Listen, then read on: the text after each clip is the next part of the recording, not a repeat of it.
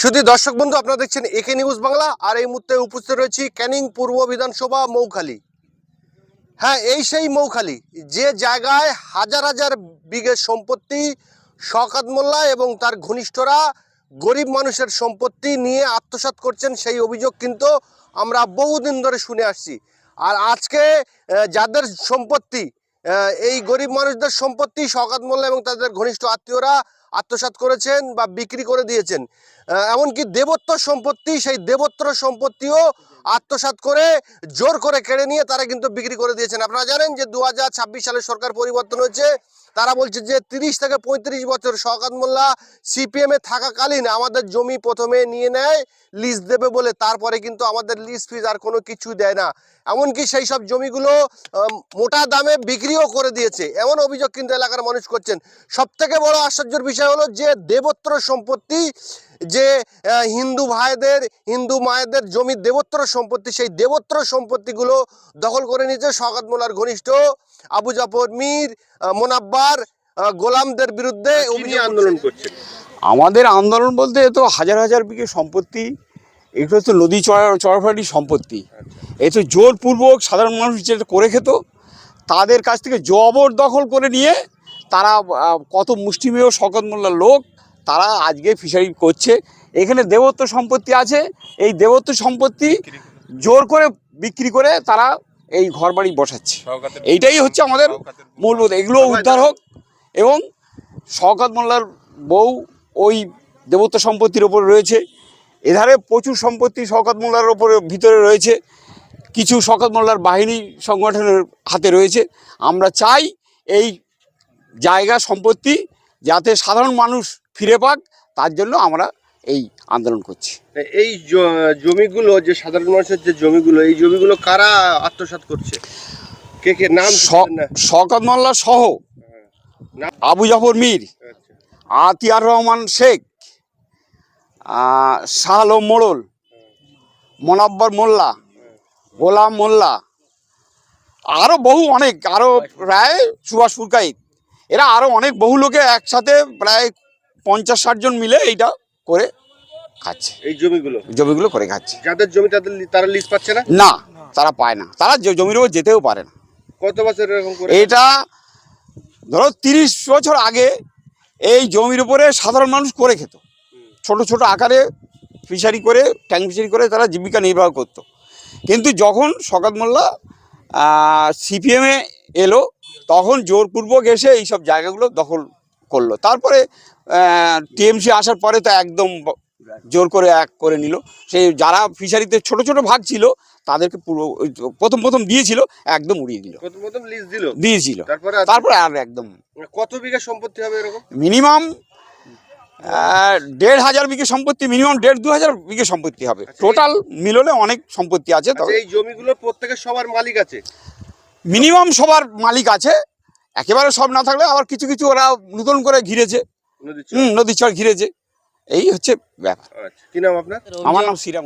দীর্ঘদিন আমাদের এলাকার গরিব সাধারণ কর্মী যারা আছে, তারা এই এলাকায় অনেক কষ্টে, এরা দুঃখে সব জায়গা করে খেত। ঝড় বৃষ্টির সময়, ঝড়ের সময় অনেক করে খেয়েছে। এখন তাদেরকে টোটালি কোনো অস্তিত্ব রাখে না, শওকত মোল্লার কিছু হারমাত বাহিনী। আগে সিপিএম করতো, এখনও তৃণমূলে আছে, তৃণমূলের থেকে এখনও চেষ্টা করছে আবার এই পার্টিতে জয়েন করার জন্য। হ্যাঁ, যাতে আমরা মাননীয় মুখ্যমন্ত্রী শুভেন্দু অধিকারীর কাছে আমাদের একটু আবেদন, ও না যেন এই দলে না ঢুকতে পারে, তার জন্য আমার আবেদন। আপনারা কি চাচ্ছেন? আবার এই জমিগুলো কি ফেরত চাচ্ছেন? হ্যাঁ, অবশ্যই জমিগুলো ফেরত চাইছি। আমরা চাই যত গরিব আছে, সাধারণ কর্মী আছে, তাদেরকে সবাইকে আমরা ভাগ করে দিতে পারি। আচ্ছা, কি নাম আপনার? আমার নাম তাজারুল লস্কর। আপনারা আজকে কিসের যে আন্দোলন করছেন? আমাদের যে জায়গায় জমি নিয়ে নিয়েছে, এখানটা যে আমাদের ফিশারি করা হতো, সেই লিস্ট ঠিক মতন পেতাম না আমরা। ঠিক আছে, এতদিন 30 বছর হয়ে গেছে, আজ তো 30 বছর হয়ে গেছে। ঠিক আছে, এবারে আমাদের উচ্ছেদ করে দিয়েছে, জায়গায় জমিগুলো সব উচ্ছেদ করে দিয়েছে। দেওয়ার পরে এখন আমরা যখন জায়গার জন্য যাই, আমাদের হচ্ছে কি এমনকি মারতে আসে, তেড়ে দেয় আমাদের। এই শওকত মোল্লা, হারুন বাহিনীর লোক আছে, কত লোক আছে, এই আমাদের দক্ষিণ এলাকায় এই এলাকার লোক আছে, ফের হচ্ছে মোনাব্বার আছে, শওকত আছে, ঠিক আছে, নবী আছে, ফারাক আছে, সুভাষ আছে, গোলাম আছে। এরা বিক্রি করে টাকা পয়সা সব ওরা ডাইরেক্ট চলে যায়। শামসুল ফামসুল সব আছে এখানটায়।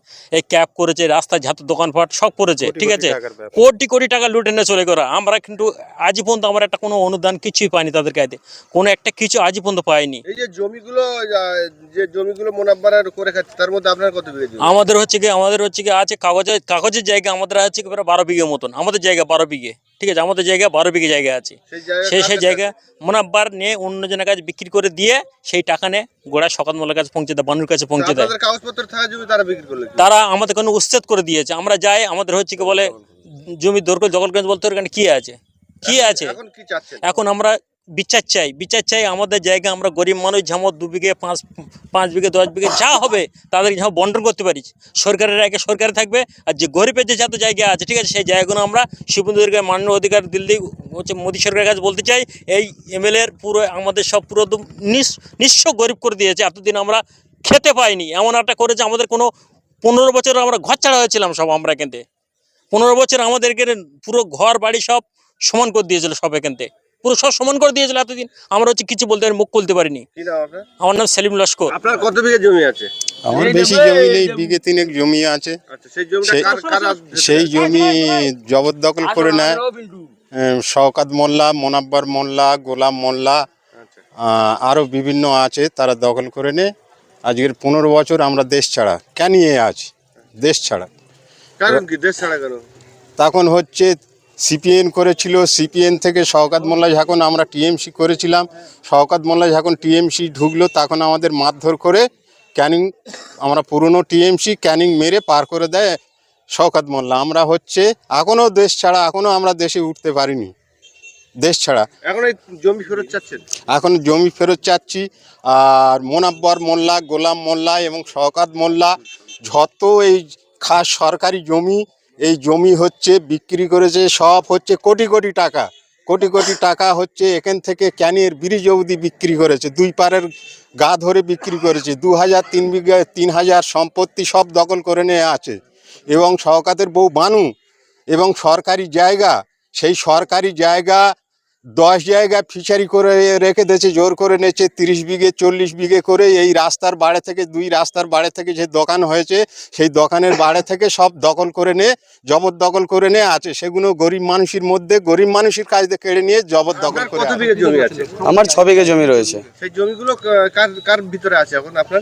এখন জমিগুলো বর্তমানে এই বিধানসভা আন্ডারে যারা নেতৃত্ব দিচ্ছিল, যেমন শওকত মোল্লা, আবু জাফর মীর, আতিম আলী শেখ, সুভাষপুর কাইদ থেকে যারাই বিধানসভার আন্ডারে যারা এমএলএর থেকে রয়েছে, তা আমরা মোনাব্বর মোল্লা, গোলাম, মোটামুটি আরও অনেক নেতৃত্ববৃন্দ রয়েছে তৃণমূলের, যারা এই জিনিসগুলো করে আমাদের থেকে জোর করে দখল করে নিয়ে নিয়েছে। শুধু আমাদের নয়, আমাদের ব্যক্তিগত কিছু জমি ছিল যেগুলো আমরা এখানে ভেরিগুলো করে খেতাম। এখন সেই জায়গাগুলো এরা ক্ষমতায় আসার পরে শুধু আমার না, আমার মতো পুরো সাধারণ মানুষের এরা কয়েক হাজার বিঘের সম্পত্তি, যেটা করার সম্পূর্ণ পরিমাণে ওরা আত্মসাৎ করে নিয়ে ওরা রাজত্ব চালাচ্ছে এখনও অবধি। এই সরকার গঠনের পরেও আমরা ওদের উপরে কোনো রকম কোনো এখনও ভূমিকা পালন করতে পারছি না। তারা আমাদেরকে নানান রকমভাবে ভয়ভীত করার চেষ্টা করছে, নানান রকম আমাদের উপরে হুমকি চালানোর চেষ্টা হচ্ছে এখন অবধি।